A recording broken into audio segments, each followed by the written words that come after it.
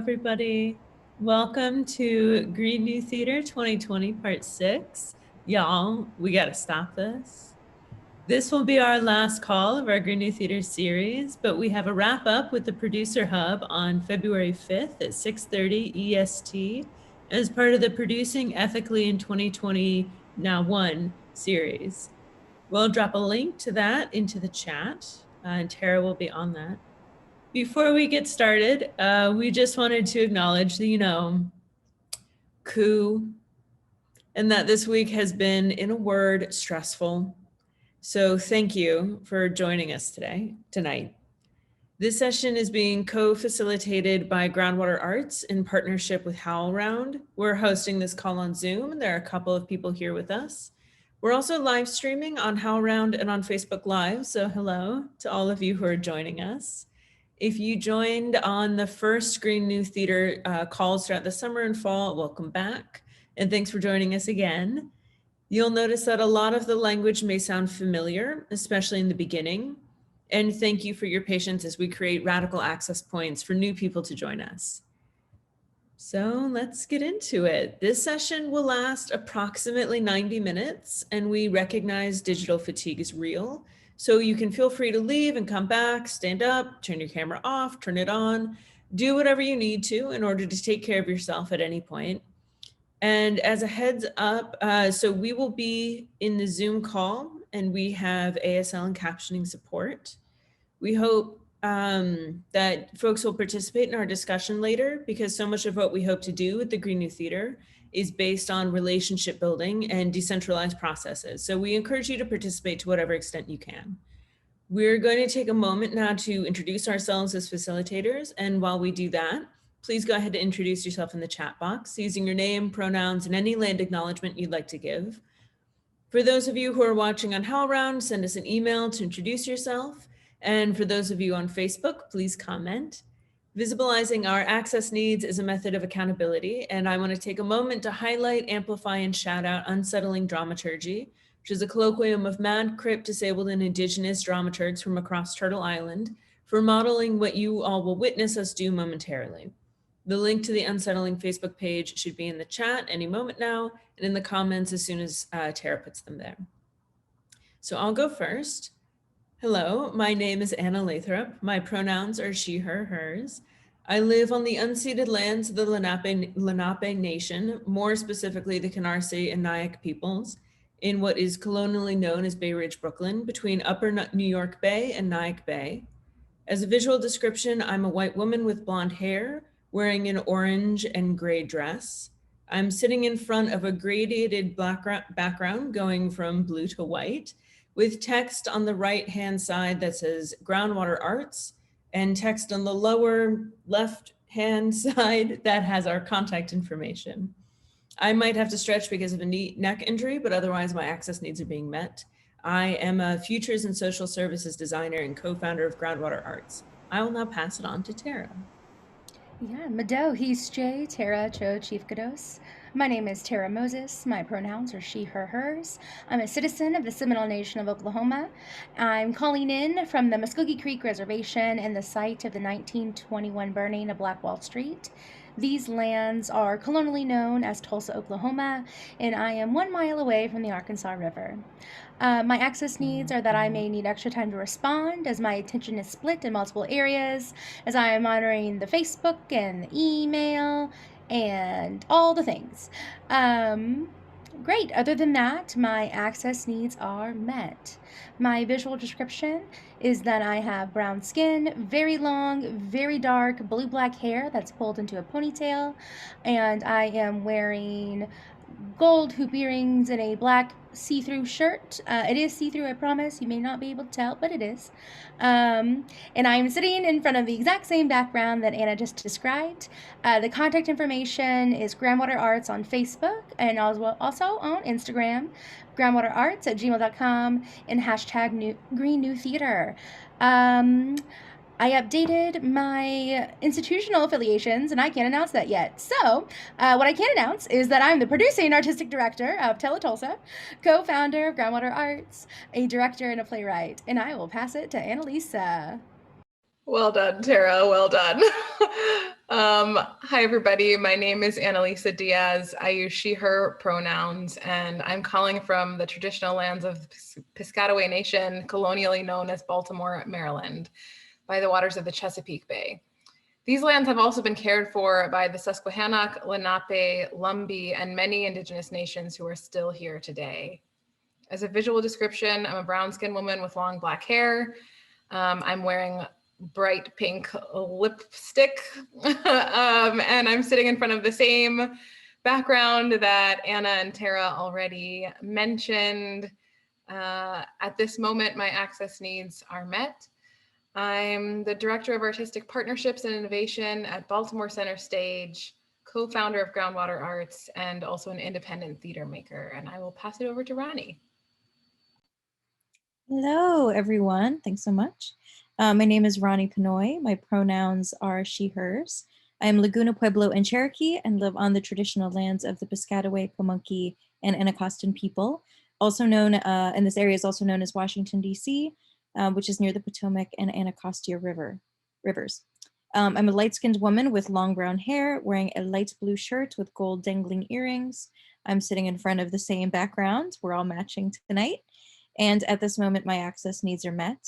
I'm a producer at Octopus Theatricals, co-founder of Groundwater Arts, an advisor for the New England Foundation of the Arts National Theater Project, a co-founder of the Producer Hub, and a composer as well.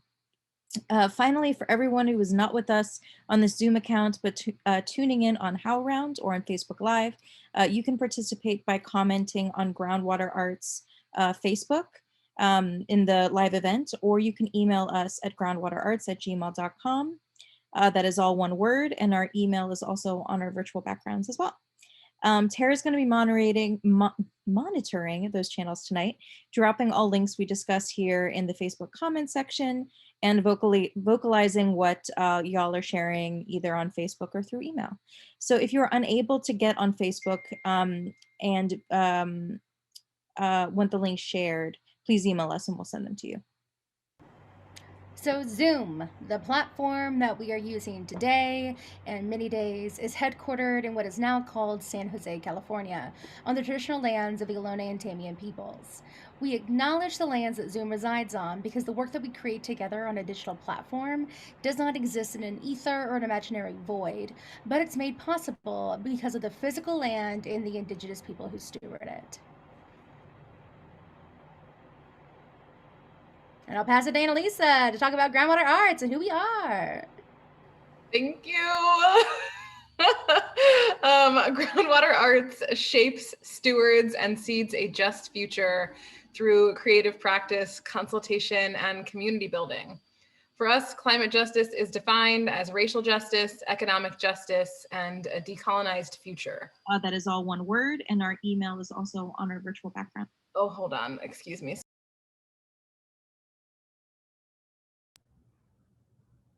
As Annalisa figures out what's going on, I will just jump in for the next little bit, if that's okay. Yeah, okay. So this call in particular is the last in the series of 6 Green New Theater calls that have been spanning roughly 9 months. For those of you that have joined us for more than one call, as you already know, they're intentionally spaced out, so everyone has the ability to opt in and opt out as their personal bandwidth permits. And because deep change requires the capaciousness of time and care. So we hope that over the course of these calls, we as a field will feel more equipped to move toward justice, both at an individual and institutional levels as we look to rebuild. I'm gonna turn it back over to Annalisa, who looks like is all good. I haven't exactly figured out what happened, but I have roughly 37 tabs open at the same time. So I think that there was something in there, but we seem to be good now. The Green New Theater document itself, for those of you who have not yet seen it, it was created in collaboration with a wide array of perspectives that center Black, Indigenous, people of color, and disabled people, as those are the folks who are on the front lines of climate change and have been leading climate justice movements for decades. The document itself models community accountability, and you can read all of the names of the wonderful people who volunteered their time and expertise to the document. Each call of this series has modeled a different principle of the Green New Theater. And the document consists of 6 principles. They are community accountability, decolonized leadership practices, publicly transparent budgeting, right relationship to land and history, sustainable resources, and immediate divestment from fossil fuels. Our call today will be centered on the principle of immediate divestment from fossil fuels. And we will post a full link to the document in the chat now. In case you haven't seen it, you can take a look. And it's already there. So, to kick us off, we'd like to offer this passage from Robin Wall Kimmerer's Braiding Sweetgrass as a grounding for our conversation tonight. So, I am going to read a section from Honorable Harvest. You can also follow along on the PowerPoint. The Honorable Harvest does not ask us to photosynthesize. It does not say don't take, but offers inspiration and a model for what we should take. It's not so much a list of do nots, but as a list of do's. Do eat food that is honorably harvested and celebrate every mouthful. Do use technologies that minimize harm. Do take what is given. This philosophy guides not only our taking of food, but also any taking of the gifts of Mother Earth.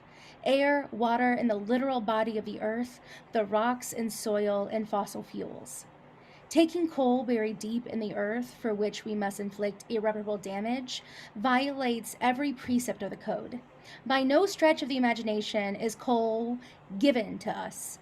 We have to wound the land and water to gouge it from Mother Earth. What if a coal company planning mountaintop removal in the ancient folds of the Appalachians were compelled by law to take only that which is given? Don't you long to hand them the laminated card and announce that the rules have changed? It doesn't mean that we can't consume the energy we need, but it does mean that we honorably take only what is given. The wind blows every day the sun shines, every day the waves roll against the shore, and the earth is warm below us. We can understand these renewable sources of energy as given to us, since they are the sources that have powered life on the planet for as long as there's been a planet. We need not destroy the earth to make use of them. Solar, wind, geothermal, and tidal energy, the so-called clean energy, harvests when they are wisely used seem to me to be consistent with the ancient rules of the honorable harvest. And the code might ask of any harvest, including energy, that our purpose be worthy of the harvest. Oren's deer made moccasins and fed 3 families. What will we use our energy for? Thank you so much, Tara. So we're going to move into a little bit more of a free-formed conversation for about 25 minutes, and then open the floor up if folks have questions and to talk a little bit more. And we're going to try to speak at a speed that our captioners and interpreters can catch up with. But if we are speaking too quickly, please let us know. And before we get started, we have an awesome 2-minute video from Go Fossil Free that lays a great groundwork for just transition and what we're going to be talking about today.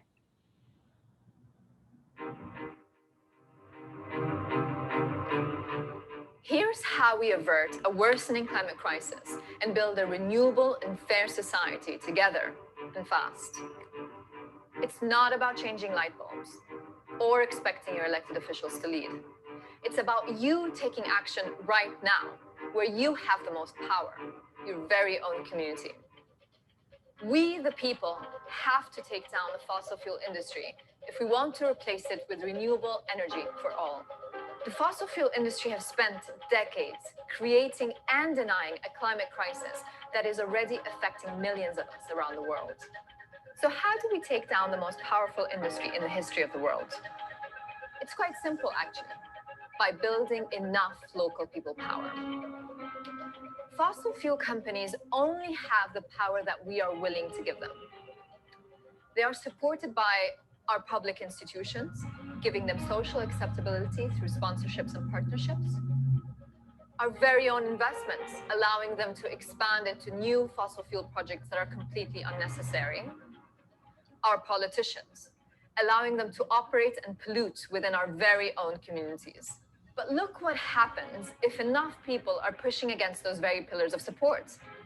What if communities all over the world stand up for themselves and say, No more fossil fuel projects. Not here, not anywhere. If we pass local bans and organize ourselves to resist fossil fuel projects in our very communities. Not a penny more for dirty energy. If our universities, museums, pension funds divest from fossil fuels and refuse their tainted sponsorships. Now imagine how much more quickly those pillars of support will fall if we are accelerating a just and fair transition to 100% renewable energy for all. If we're actively promoting the kind of community-controlled and just alternatives we want to see.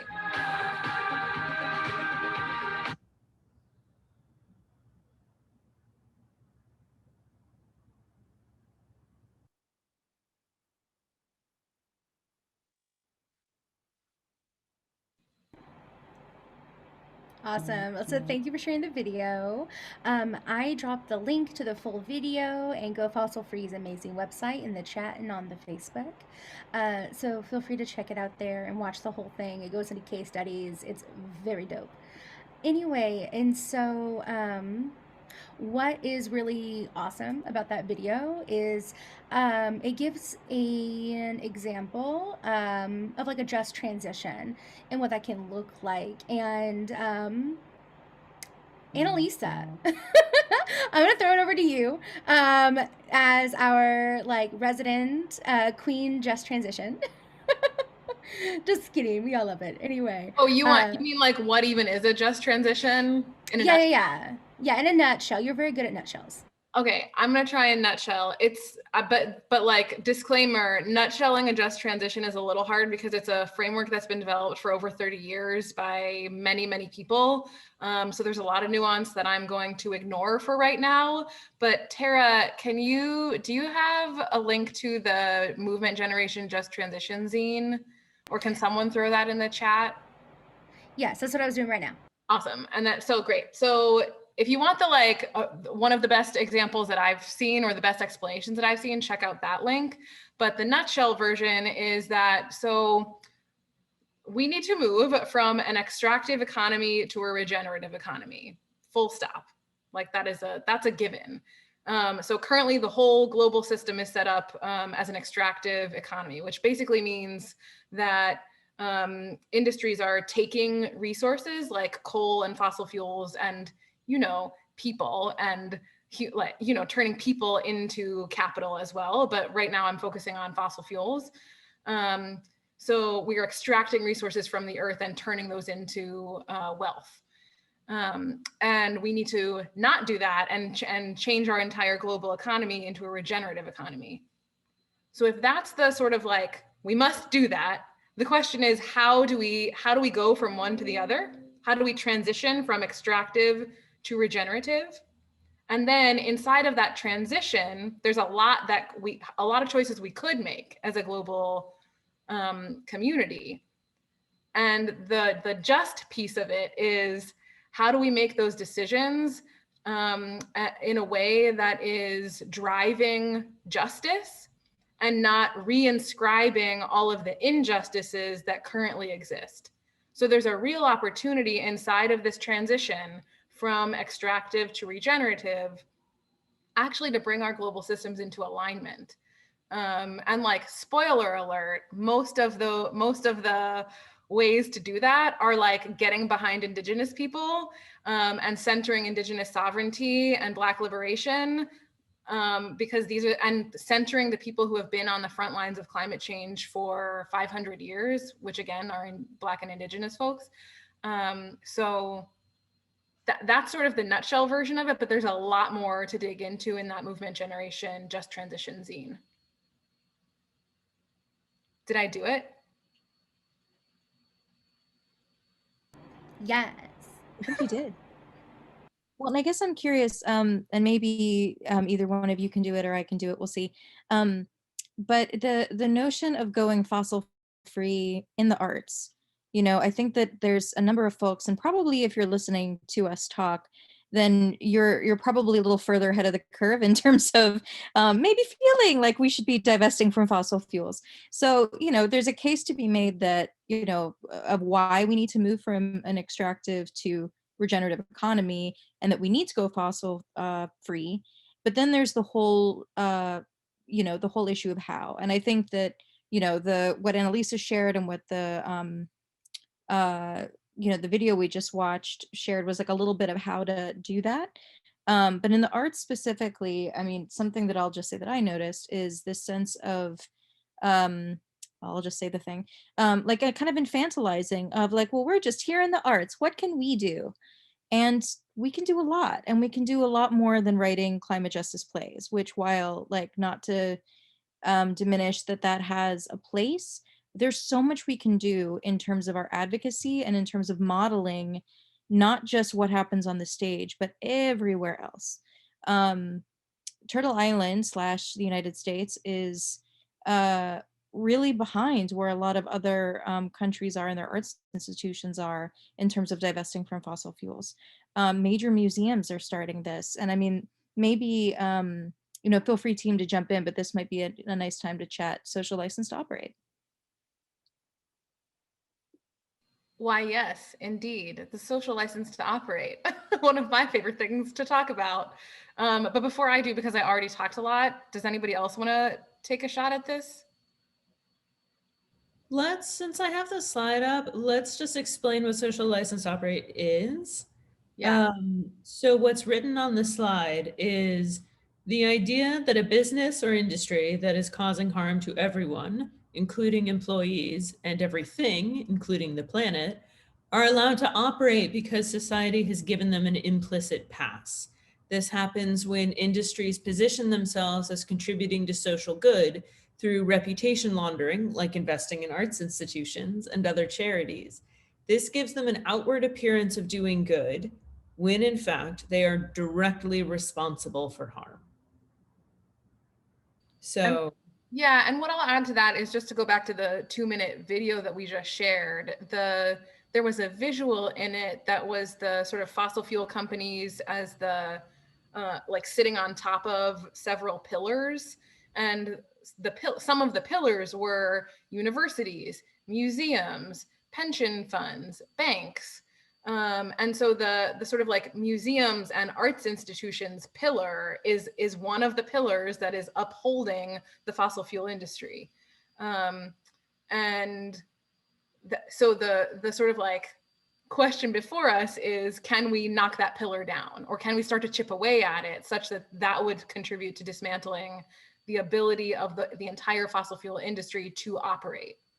And just to put a finer point on it, what we're talking about is things like taking corporate there's two things here. There's taking corporate sponsorships from things like BP, Chevron, or other fossil fuel companies.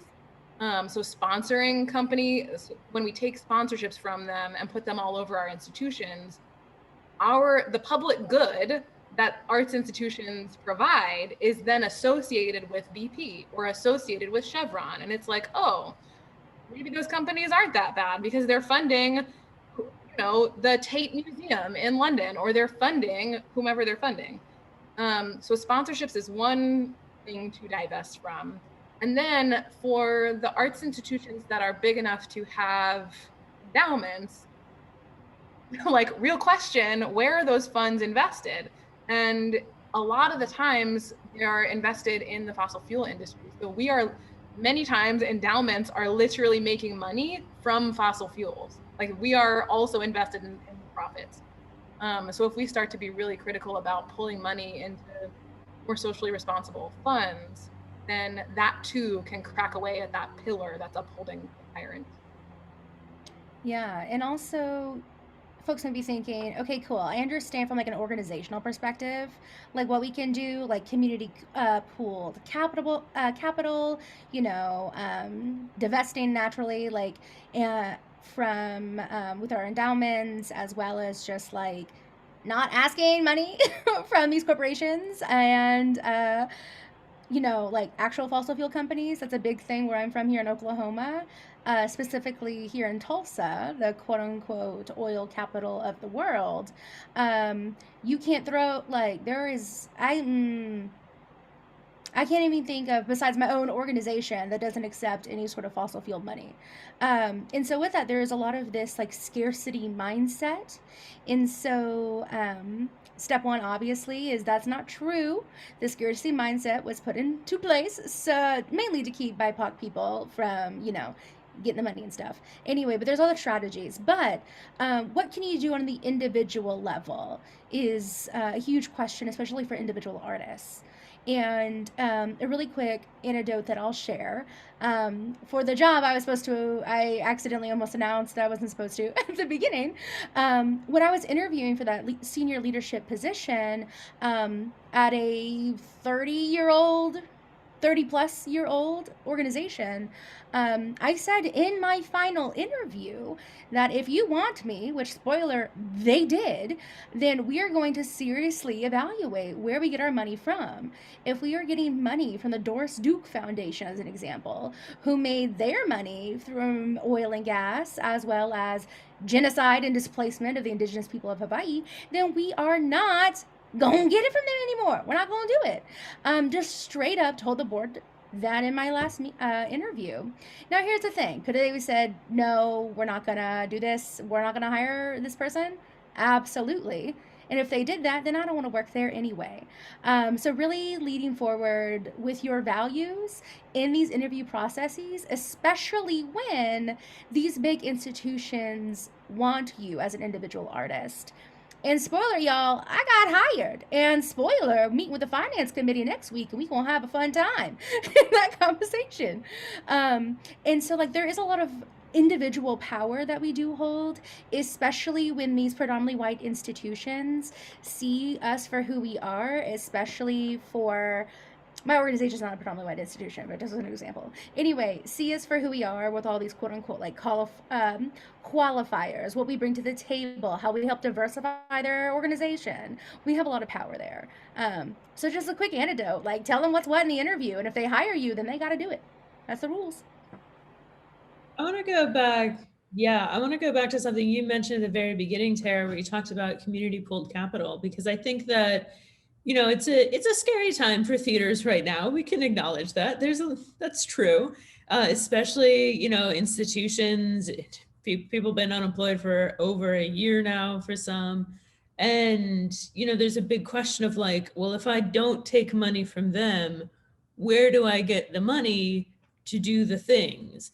And there are so many alternative economic models that are already out there, most of which, the ones that are anti-racist and the ones that are regenerative, are happening in BIPOC communities, are happening in mutual aid communities, are happening sort of on these fringes of like these economic models. And one of which, I'm wondering, Ronnie, if you would like to speak to a very concrete example that is happening right now. Sure, my pleasure.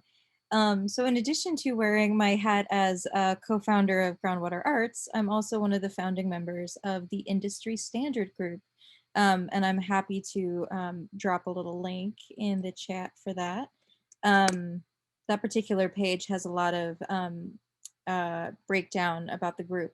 So this was a really an effort in the commercial sector of all places, in the arts field, looking at, okay, we know that there aren't very many BIPOC producers in the commercial space. They're just not. There's a handful, and there's a huge barrier to entry because typically you need to be able to invest at a very high level, and you need to be kind of given a particular stamp of approval that you make so much money and that you understand that whatever money you're giving, you might not get back. So the threshold is you might need to have like your net worth be like $1 million before you can really invest in Broadway. And as we know, systemic inequities are such that that's a pretty high bar to have to jump. And moreover, in the arts field at large, there's a real hunger to really support BIPOC artists and arts workers at every level. So the founding members of TISG, in particular, Rob Lackey, Adam Hinman, yeah, in particular, those two folks, really looked at community fund models, kind of what Anna was talking about, in creating the industry standard. So in short, the industry standard group is like a commercial fund. So basically, anybody can give to the fund philanthropically, and only BIPOC people can invest. And what it means to invest, it starts at the low level of $1,500, which you put into the fund for X amount of time, and you get a percentage, a small percentage. You're not looking at like, Hamilton money getting back, but it's a pretty sure bet that you're going to get X amount of percentage back from the money that you put in. And with all of that income, what it means is that the TISG fund that has the goal is to really get $1 million in investments, and then that can really be put towards investing in BIPOC artists who wouldn't have, let's say like white heteronormative Broadway producers or theater owners wanting to support their endeavor. And then all of a sudden, BIPOC folk have a seat at the table in a different way. And that's, the power of that was not in, how can I say this? Of course, like work of changing hearts and minds goes on. But what I love about what TISG is doing is it's basically saying, great, we're going to learn from amazing folks in the field, from community funds elsewhere, and we're going to build an infrastructure that gives us a seat at the it gives a seat at the table, and it also creates an entirely new platform for producers, for folks to learn about the commercial industry. It can be for projects that are looking for investment, they can come to the Industry Standard Fund. So it's really, by using this model, so many different positive possibilities have kind of exploded out of it. And it's, and it's something that has a proven track record. It's something that is that 8 people, none of whom this is their full-time job, were able to put together during the pandemic. So it's something that when you look around at alternatives, they're just not as obvious, and that's by design. Like the system is not broken, the system is working exactly as it was Ronnie, wait, that part though. Yeah. The thing about it's by design, and it's not obvious by design. Yep. Yeah, you say that the industry standard, it's having a new seat at the table, but I think it's actually much better. It's an entirely different table. That's like doing much cooler things in a different room. And I love that, because I think, in my own observation, theater, especially theater institutions, predominantly white institutions, like to say that they are at the forefront of innovation, and that the arts are where culture happens, and that is at the forefront of everything. But actually, theaters are very stuck. They're very stuck in old models. We create art in very stuck ways. And there are, and have always been, people who have been marginalized and pushed out of the center intentionally, who are doing much more interesting things that are sustainable, that are regenerative, that are funded without the need to take money from fossil fuels, and are doing it so much better. Like, why are we not learning from those people instead of, speaking as someone who is white, why are predominantly white institutions not learning from people like that and supporting people who are doing more interesting work and finding new ways to find funding? Why is there this assumption that a major predominantly white institution has things figured out? Because white supremacy. Well, yes. Can I just name a thing too that I'm hearing, which I love, and which is also in the Movement Generation Just Transition Guide? I'm like really pimping this Movement Generation Guide. What I'm hearing you all talk about is that while we divest from the bad, we must also invest in the good, which is a strategy for a just transition. Not only do we have to knock the pillars down that are holding up the fossil fuel industries, once we've broken all of that down, we need to invest in you know, the regenerative models that we actually want in the world. And what I hear Ronnie talking about is, you know, people who are actually building that infrastructure for investment in ways of working that are regenerative and that do center BIPOC communities and artists. So I just want to name that. It's what I think what Groundwater is interested in is not just divestment and like take all the money away. It's like, cool, but once we take the money away, where are we putting it, you know? So a two-pronged approach.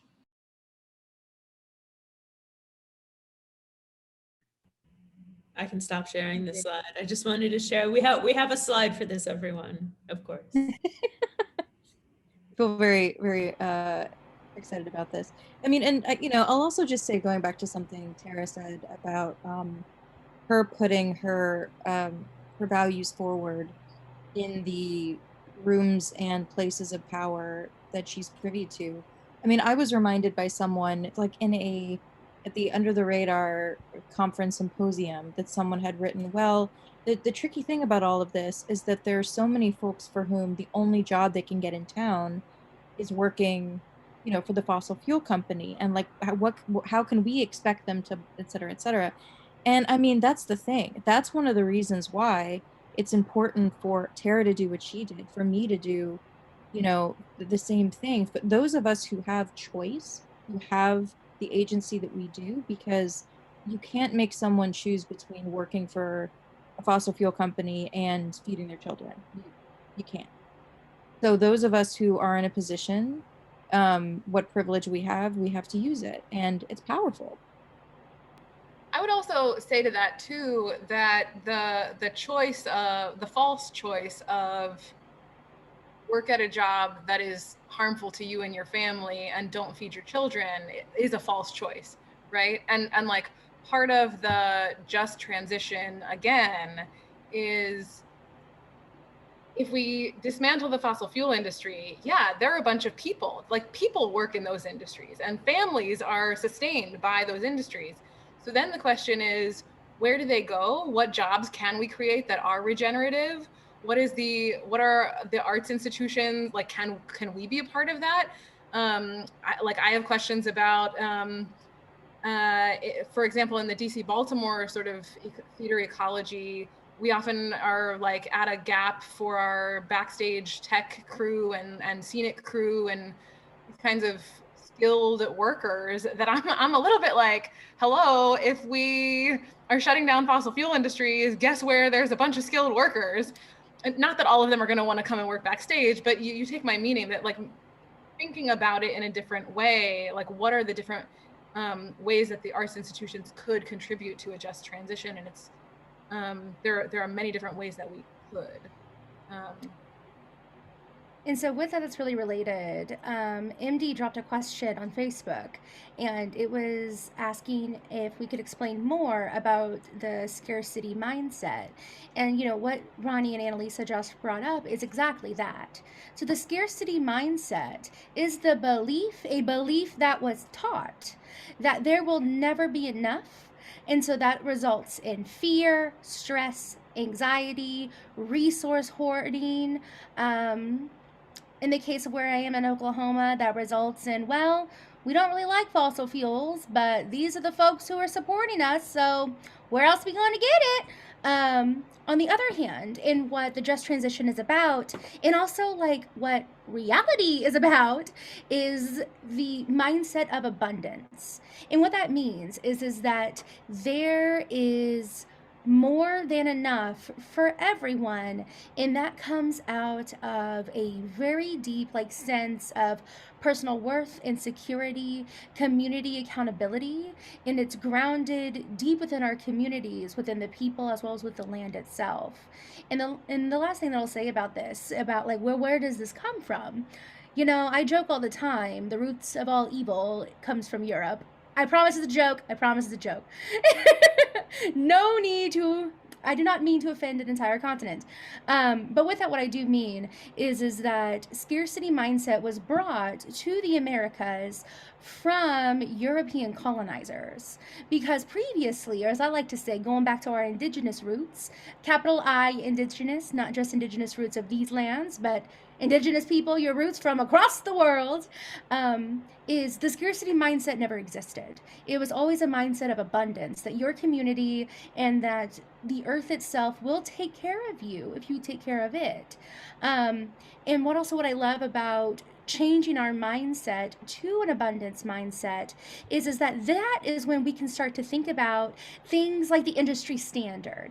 That's when we can start to think about pooling community capital. Like, that's when we can start to think about like smaller grassroots organizations and investments.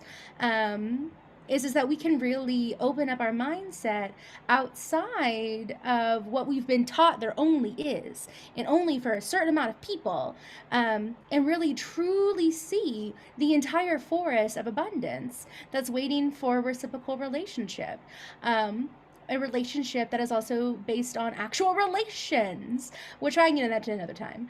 Anyway, and then the last thing I'll say about there is, as we're like grappling with those doubts, we can point to scores and scores of organizations, not just in the United States, but across the globe, which have returned back to their own indigenous roots and this mindset of abundance and are thriving.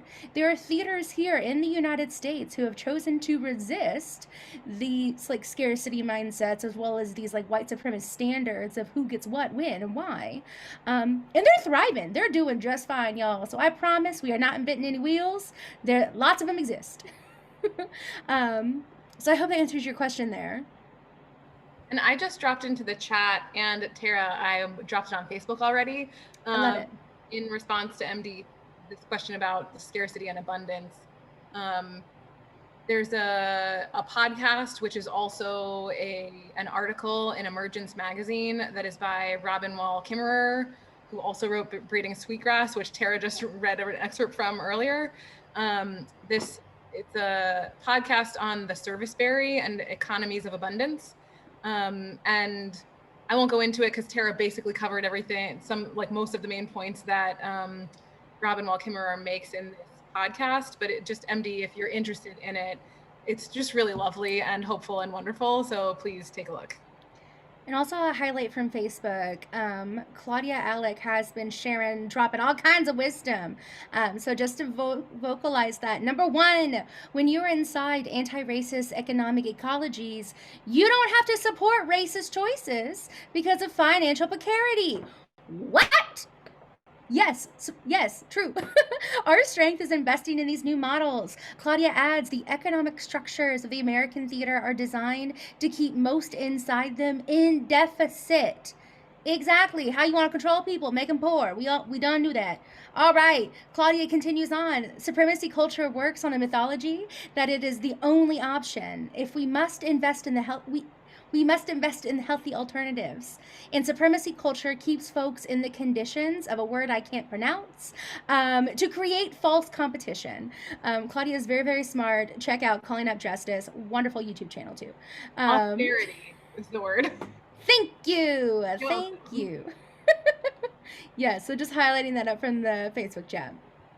I just want to also open it up for those of us, those who have joined us in Zoom, and anyone who also has questions. We're going until 8:30, so please jump in if you have questions, or if you have something you want to add, an example from your life. I mean, these are all brilliant people, so I believe in all of you.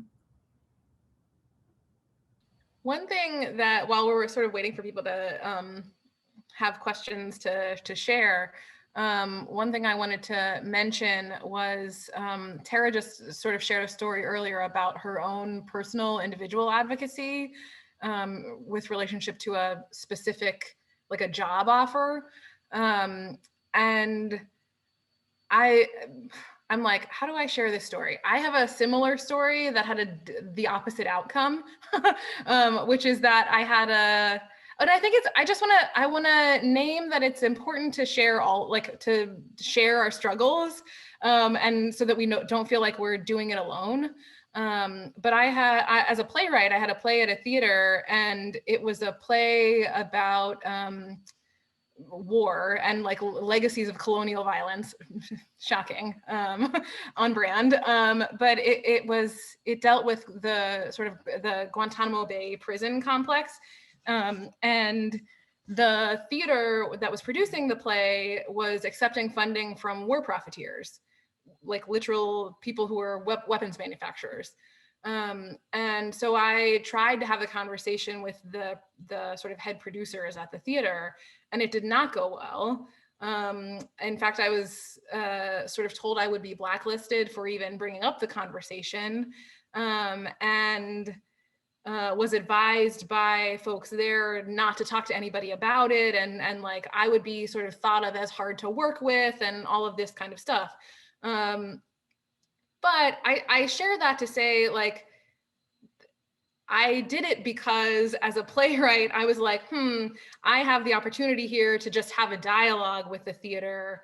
And even if in that particular instance, I didn't have success in getting them to change their funding for my project, I have to imagine that that conversation was having ripple effects beyond my sort of being there for that one singular production. So I don't count it as a failure, but you know, just because I didn't achieve my goal in that conversation.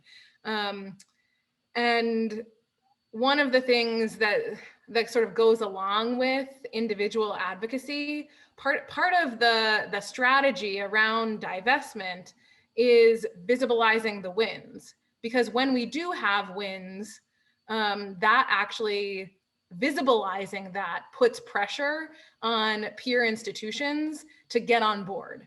So like Tara having a win and naming that out loud puts pressure on other peer institutions to be like, oh wait, Tara got this institution to agree, then like maybe this other theater should also divest from fossil fuels, or maybe they should consider eliminating their sponsorships from the Doris Duke Foundation.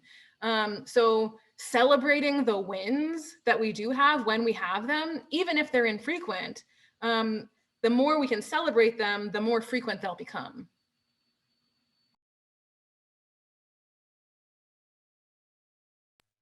Yeah, and I'll just add to that, you know, for folks who are thinking about, I wonder where I can hear about other wins or more of this, more of these conversations. There's a great article that I'm going to drop in the chat here, if Terry, you don't mind also sharing it on Facebook. It's a few years old, but what I love about it is it really, in very clear language, explains the systematic divestment of fossil fuels that's happening with art museums, specifically in the UK, and what museums in the US are really dragging their feet. And it kind of arms me with the sense of, you know, other folks have proven that it can be done. You know, it's it is doable. You know, it is not the impossible. So I really, I think in any climate spaces that we're in, as much as we can kind of say, okay, what is your success story? You know, where have you been having these conversations? I mean, I also think, Annalisa, that if another artist comes in and says it makes the same ask, and then a third artist comes in and makes that ask, that also matters, you know? That's right. So it's important that we keep talking about this. And with that, not just talking about, oh, isn't this a problem? And isn't that so hard? And maybe I should build, anyway, I don't mean to be, I'm like pivoting a second. There's a sense, I think, in the arts field that our ability to make change is limited to building in into our budget oh my God, what is the word I'm looking for about buying carbon? Carbon offsets. Thank you. Whew, words. And that's not it. There's so much more that we can do. That's so far from it. That's so far from it. I can't even, like, it's so far from it.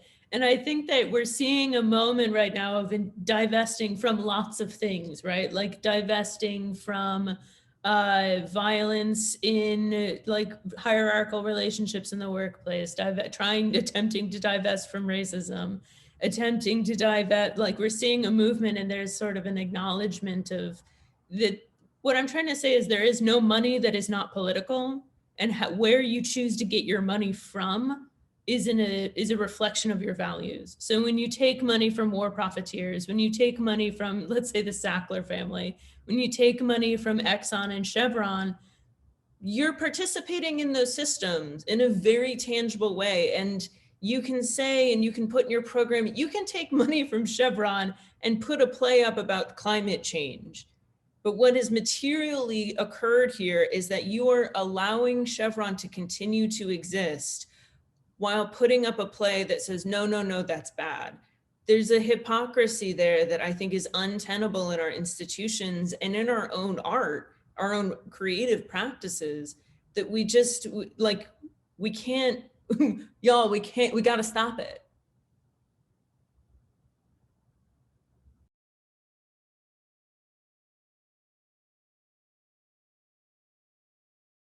I also want to take this moment for anyone who is with us in the Zoom room right now, which we see you anyway. If you would like to turn on your cameras and engage in the conversation, feel free. If you would rather drop things in the chat, feel free. I mean, you know, we can talk all day long. However, something else that we're really talking about today, like, is looking towards all of the knowledge and wisdom and experience within the community. And so, as we said earlier, we never position ourselves as experts on anything other than our own lives. And even then, it's questionable at that. Anyway, so if there's anything that anyone wants to share, any questions, any experiences, any moments of success, any moments of failure, now is your time, y'all. Again, to highlight Claudia on Facebook, it's recuperation. They said it. When I was going to say, Tara, while we're waiting for more sharing and questions, I'm wondering if you can talk about how divesting is anti-racist. Oh, I would love nothing more. All right. Well, as we know, right now, the theater is at a pivotal time and has been at a pivotal time for a hot damn minute.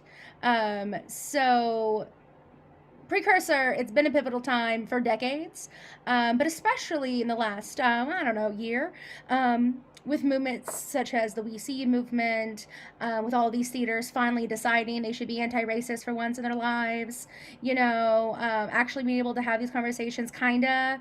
Anyway, it's a time. And so I'm a huge fan of says a lot about me. Anyway, seeing what cards I have on the table and figuring out what I can, for lack of better words, weaponize for good in those cards on the table. So as an example, whenever I was in, you know, back to that example earlier in this final interview round, I already knew that they wanted me real bad. And so that is the card I had on the table that I was then able to weaponize for good to say, you want me, we ain't gonna have Doris. It's me or Doris, you choose. And then we went from there. And so with that, another thing that we have on the table right now is how much pressure predominantly white institutions especially are under to do anti-racism work. So another card we got in our deck is that divesting from fossil fuels is anti-racist. Now, first and foremost, I'll try to be as brief as possible. We don't need to go into, but we know what the fossil fuel industry has done to vulnerable communities along the coast, along the Gulf, in predominantly Black and Indigenous and people of color communities. We done know, we don't need to go into it. Anyway, but some other examples about how divesting from fossil fuels and really breaking down that pillar furthers anti-racism. I'll give you two really quick examples. The first one is last July, the Supreme Court case, the McGirt case, was won, and so that recognized the Muskogee Creek Reservation as an example, reestablished Indian country, reestablished these reservations and nations, which is a huge tribal sovereignty win, especially for the tribes here in eastern Oklahoma, including two of my own. Anyway, as a result of that, the EPA decided that they could now dump waste from oil and gas on native lands because these are now different nations that don't have to follow federal guidelines. And so they are purposefully poisoning the land and the water of Native people who just got some of their sovereignty, not all of it, literally a smidgen of it finally recognized, because they're racist and they hate Natives because we're on their land. We're on their land, so they think. Anyway, and this also dates back to like the beginning, like the turn into the 20th century, with the Osage Nation. And like, y'all Google the Osage murders, not that damn book written by that white man. Don't do that. Look at Charles Redcorn's book. It's better and more accurate. Anyway, but literally murdering Native people when they realized that there was oil on their lands. And also, right now, as we speak, the Seminole Nation of Oklahoma is in is in a lawsuit that is issuing these invoices to oil and gas industries and taxes for being on our lands and not paying up. And the governor, who's terrible, and the attorney general, who's also terrible, are both got their panties in a twist, because if the Seminole Nation wins, which, fun fact, we will, because tribal sovereignty and McGirt is on our side, then this sets up a very scary precedent for oil and gas, that they can no longer just mine what they want willy-nilly without huge financial repercussions towards the indigenous communities that make it completely unsustainable for oil and gas to make money. Like, hello? So we're talking about divestment being anti-racist. There's all of these examples of how that upholds that. Anti-racist ideologies. But also, furthermore, like, what can you do? Oh, I don't know, donate to Seminole Nation Legal Fund, get the word out, share about those things, petition your like non-native representatives to support this lawsuit in case, because like, yo, it's my land, can't take what's on it without my permission. And if something like the court case of the Seminole Nation succeeds, and then all of the court cases that will come afterward, what that means is that oil and gas is going to fall. They're going to be weak. Anyway, I'm sorry, now I'm just going off. I'm just very excited about it. But those are just some really brief, hopefully brief, examples about how divesting is anti-racist. Does anything have anything to add?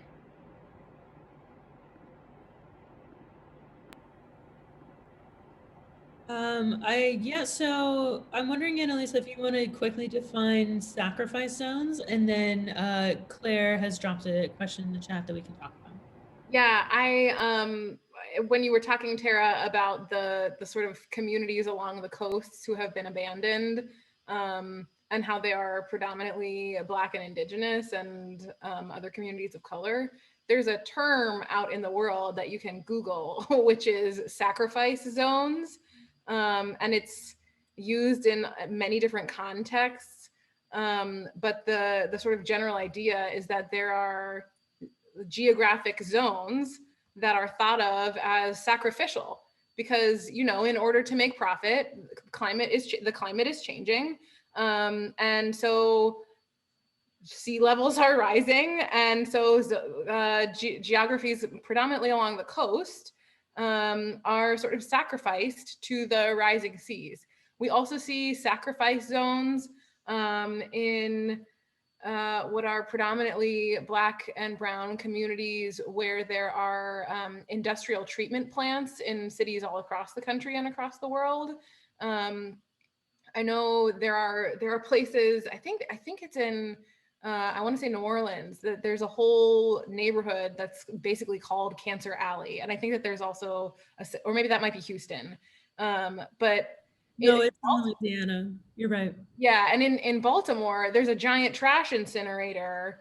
And it's no surprise that the neighborhoods where people are living right around that incinerator are all predominantly Black, and therefore the smoke, that is the noxious gases that are coming out of that incinerator, are concentrated in Black communities.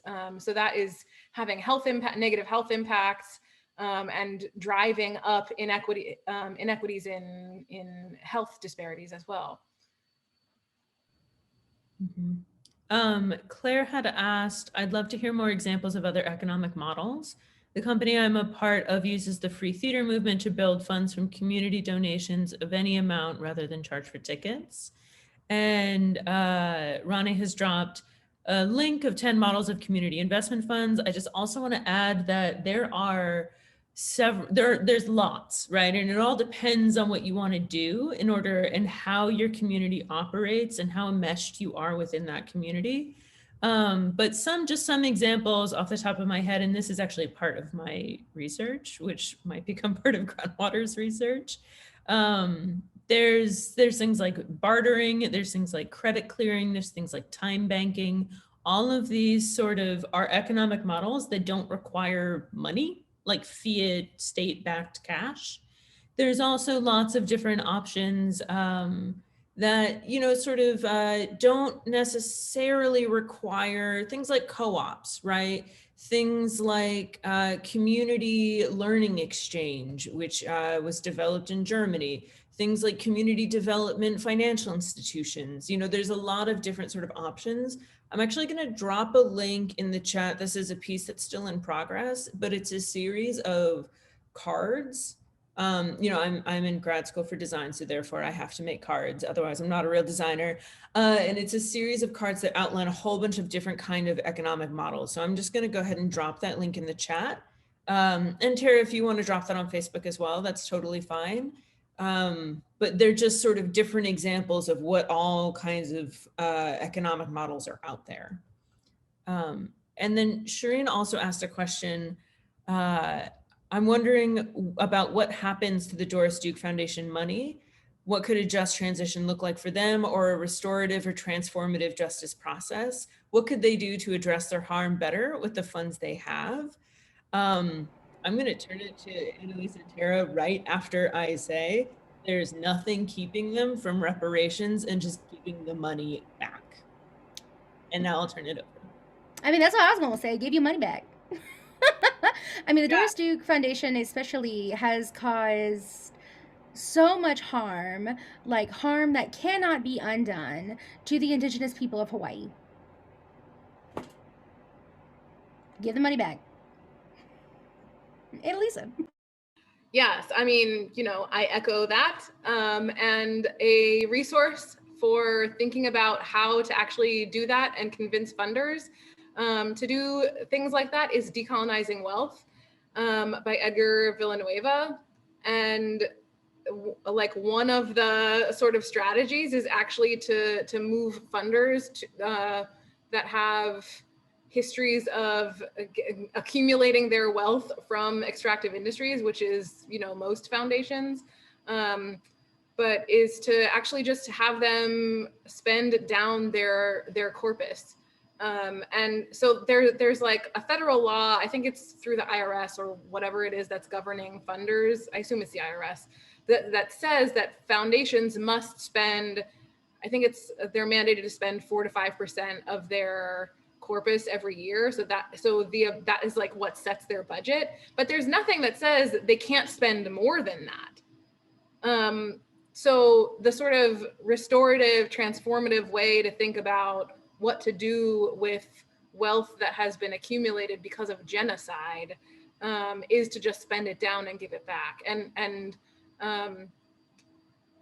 there are many people who have been thinking about exactly this. And so Tara and Anna just sort of said it glibly. But I just want to say that, like, yes.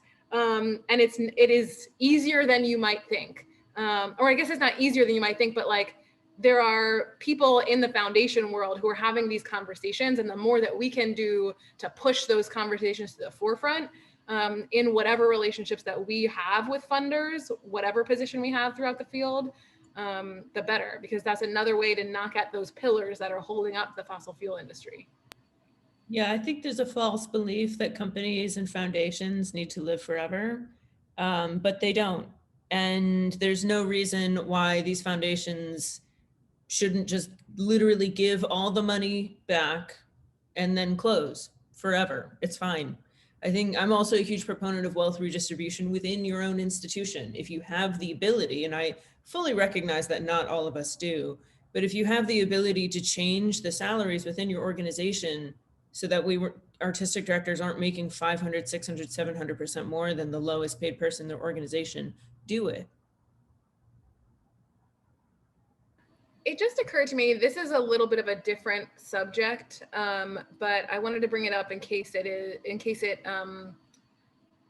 provokes something for any of y'all, which is what we've been talking about thus far is mostly about pushing institutions to divest their money or to not take sponsorships. And I'm thinking about the folks who might be listening who are like, but I don't work at an institution, I'm an independent artist, or like I work in a small collective and like we already made commitments not to take fossil fuels. It's not with our values. So like, how can we contribute? Another thing that we do as theater artists is tell stories and shape narratives. And we could put our narrative making skills to use in building movements. So when I say that, I mean like there are all of these organizations like 350.org and the People's Climate Movement and all of these different orgs that are out there pushing for a just transition. And they have a lot of folks that are graphic designers. They have a lot of folks that are musicians. There are not a lot of theater people that are like actively working on visibilizing and movement building toward a just transition. And we could put our theatrical skills to use in movement building, not just in the arts, but in dramatizing the struggle. Like there are, when we're sort of protesting and doing direct actions, there are theatrical ways of doing protest and theatrical ways of doing direct action that we could get involved in, that your theater collective could participate in, that your theater collective could plan. Like go to your local Just Transition org or go to your local BIPOC run justice movement organization and like get involved with them and be like, I'm a theater person and I have XYZ skills that I could bring to the next direct action that you plan. I mean, and also furthermore too, theaters, like we pride ourselves on our partnerships.